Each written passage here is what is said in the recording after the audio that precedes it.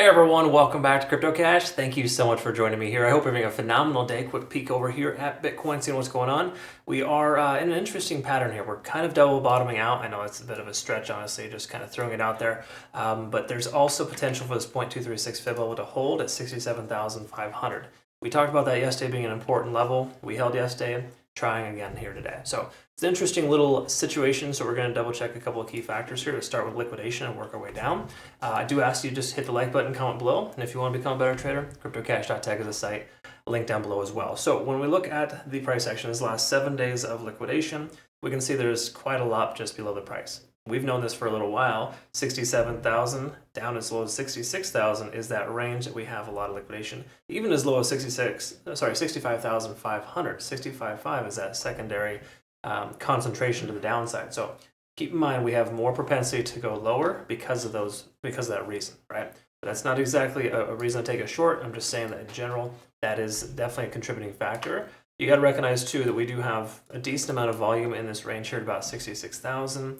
And this lower range is essentially that support range. So 65.5 upwards of 67,000, just kind of as a round, rough estimate number there. We got that nice support range here based on previous highs and lows. So let's look at the daily time frame, work our way down, quickly see what's going on.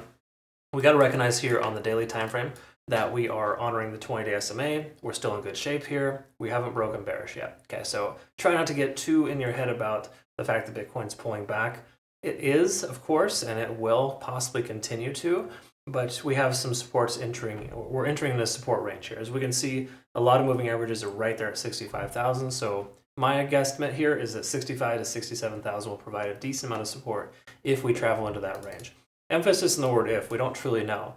Because again, daily time frame, while we are working our way down, we haven't crossed over this barrier yet. That 50 on the RSI, it's an important level. We're not there yet. We can also see stochastic still swinging down, and as it continues to come down, that's actually a positive sign. Shows that the momentum could start to shift here in the relative near future, but we don't see that happening yet. The daily time frame won't give us that right away. We can also see the moving averages, the money flow index pulling back. We can also see, MACD diverging here. While this is never a guarantee, typically when MACD diverges, we can see the price do some pretty crazy things. Okay, so that's an example of when the MACD diverged last time, but that was at its top. We're not necessarily at a top right now. So to give you perspective, we could see a pullback here again. I would welcome it personally just so we can get some better, average our position down, so to speak. But once more, that's just the spot holder in me. So taking a look at the 4-hour time frame, let's recognize a couple of things here. Let's go and just draw out a trend line to kind of get perspective here as well on roughly where we're at. When I talked on my Twitter, Telegram, Discord, I provide shorts if you're not familiar on both TikTok and YouTube. Of course, we talked about this descending trend and that we were breaking free from that wedge. We did break free from it, but unfortunately we stunned out here at right above, or just below rather, those Fibonacci retracement levels and the moving averages. So that 68,800 mark is a strong level of resistance for us. So in a perfect world, we get above that level, we'll be in much better shape. Between now and then, it does feel like we've been fairly range-bound last 24 hours between 67.5 and 68.8. Okay, so just generally speaking here, we're testing that lower range. Generally not a favorable sign, likelihood of breaking to the downside because of that. But again, Bitcoin has a tendency of just getting everyone to go short and then instantly just ripping everybody to the long side. So I would be very careful trading Bitcoin at this exact moment. It seems like it's the volatility potential is going higher. We can also see we're stuck under 50 on the RSI. Money flow index is fairly low, stochastic swinging down for the third time. So at this point, this is not really a favorable consideration for a long position. Again, we got this 0.236 fib level, 67.5. That is roughly the most recent high. So we do have some support now, okay? So keep in mind, we're in a support zone, but once more, it's not going to stop the whales from pushing the price action down to sweep any of this liquidity here, or liquidation rather. There's a lot of it, okay?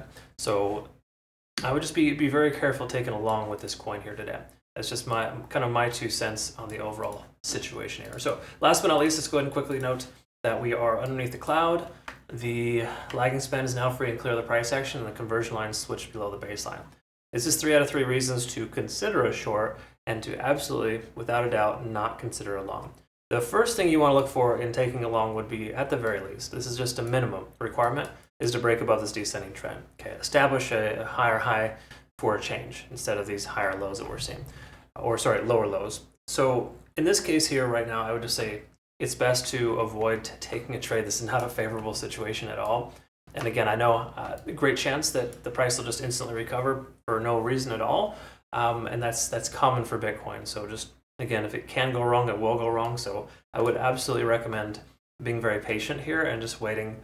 It's not a good condition to take a long position, me personally. We want to be above this 0.5 fib level at the very least to kind of justify taking a long position. So that's kind of where we're at. That's where we have it. Last thing too, just to clarify too as well, Bitcoin dominance is kind of starting to average itself out, which does imply that Bitcoin going sideways, or sorry, Bitcoin price going down, Bitcoin dominance going sideways.